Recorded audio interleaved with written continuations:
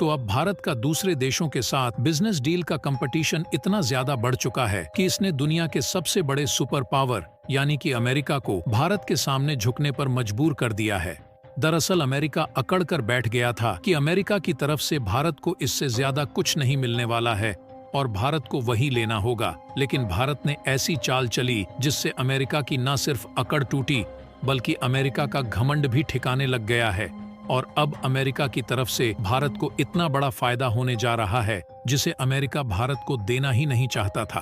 दरअसल वह समय आ गया जब भारत पर नए नए ऑफर्स की बौछार होना शुरू हो गई है, क्योंकि देखा जाए तो कंपटीशन इस हद तक जा चुका है कि भारत के लिए नए रास्ते खुल चुके हैं। और हाल ही में जहां रूस की तरफ से भारत को फ्लोटिंग न्यूक्लियर पावर प्लांट की टेक्नोलॉजी मिल रही है, वहीं अब अमेरिका की तरफ से भारत को MCA प्रोजेक्ट के तहत बनाए जा रहे फाइटर जेट में लगने वाले इंजन की टेक्नोलॉजी मिलने जा रही है। वैसे देखा जाए तो अमेरिका यह टेक्नोलॉजी भारत को बिल्कुल भी देना नहीं चाहता था, लेकिन फ्रांस और अमेरिका के बीच कंपटीशन के चलते अमेरिका मजबूरन भारत को जेट इंजन भी दे रहा है और उसकी टेक्नोलॉजी भी देने के लिए तैयार हो गया है। और अमेरिका के इसी ऑफर से भारत को बम्पर फायदा होने जा रहा है। पूरी अपडेट क्या है इस वीडियो में समझते हैं, लेकिन आगे बढ़ने से पहले अमेरिका भारत के सामने झुकता हुआ नजर आ रहा है, उसके लिए वीडियो को एक लाइक करके चैनल को सब्सक्राइब जरूर कर लीजिए, क्योंकि यह आपके लिए 1 सेकंड का काम है, लेकिन इससे हमारी काफी बड़ी मदद होती है।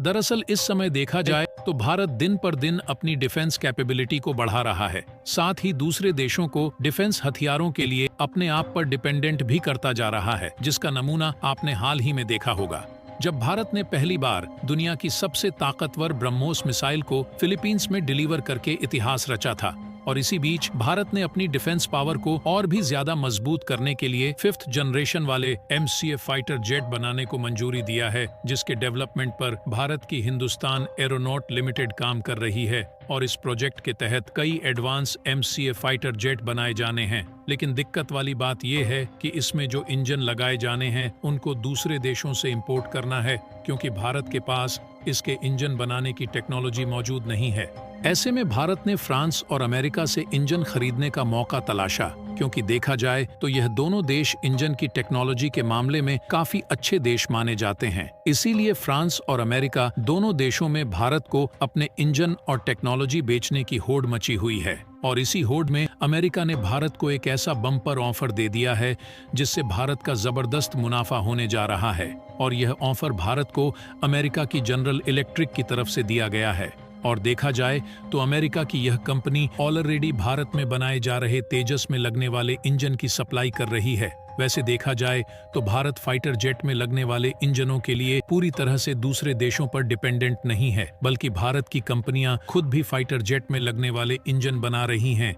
लेकिन दिक्कत वाली बात यह है कि भारत फाइटर जेट में लगने वाले जिन इंजन को बना रहा है उसकी कैपेसिटी लगभग 60 से 70 न्यूटन तक है, जबकि MCA जैसे ताकतवर लड़ाकू विमान बनाने के लिए 120 न्यूटन कैपेसिटी वाले इंजन की आवश्यकता है। इसीलिए भारत जब तक इस तरीके के इंजन को खुद डेवलप नहीं कर लेता, भारत को दूसरे देशों से इंजन लेना पड़ेगा। फिलहाल आपको बता दें कि MCA फाइटर जेट को भारत की हिंदुस्तान एरोनॉट लिमिटेड डेवलप कर रही है और वह चाहती है कि जो देश इनमें लगने वाले इंजन की सप्लाई करे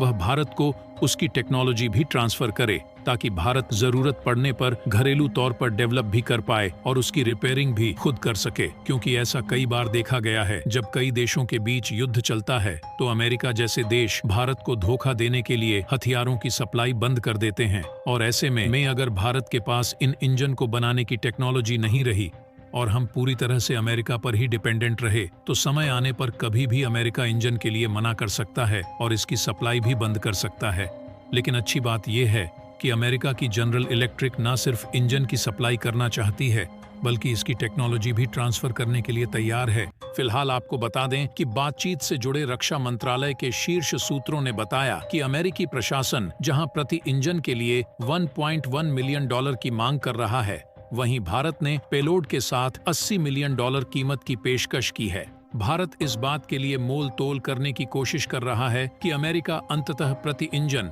$1 मिलियन से कम पर देने के लिए राजी हो जाए, ताकि भारत $80 मिलियन में लगभग 100 इंजन तक आसानी से खरीद पाए। डिफेंस मिनिस्ट्री ने बताया कि चूंकि यह पहली बार है कि अमेरिका किसी देश को अपने अधिकार क्षेत्र के बाहर जनरल इलेक्ट्रिक F414 नामक इस इंजन को बनाने की पेशकश कर रहा है, इसलिए इस मामले में कठोर सौदेबाजी के लिए कोई अंतर्राष्ट्रीय मिसाल नहीं है। यानी कि अमेरिका की तरफ से यह इंजन भारत को कब तक सप्लाई किया जाएगा और कब बंद कर दिया जाएगा, इस पर कोई अंतर्राष्ट्रीय पाबंद नहीं होगा।